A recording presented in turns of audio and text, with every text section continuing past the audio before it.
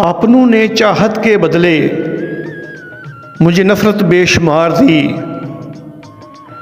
एक छोटी सी कुल्ली में मैंने सारी उम्र गुजार दी। जेड़ा मेरे कोल सी मैं सारा सरमाया लाया।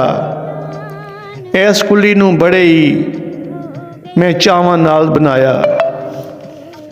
एक एक इहदी इट अपने हत्थां नाल मिलाई।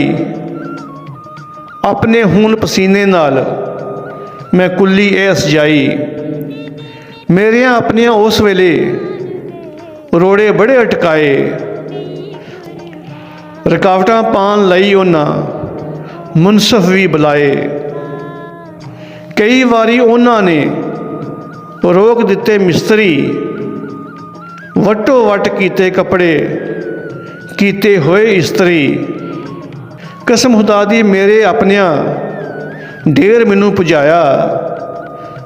छड़ के टुर जाए इत्थों उन्हां बहुत मैनू डराया। कसर ना छड्डी जरा भी मेरिया बैन भरावां।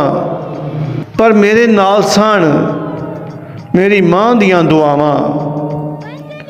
अल्लाह अल्लाह करके है कुल्ली मेरी बन गई।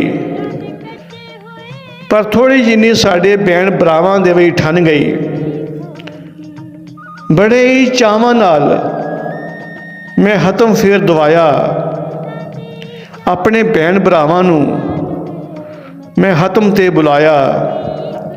ना बुलाया मुनसिफ ना बुलाया मैं कोई काजी। मैं गले लाया उन्हां नू ते हो गए असी राजी।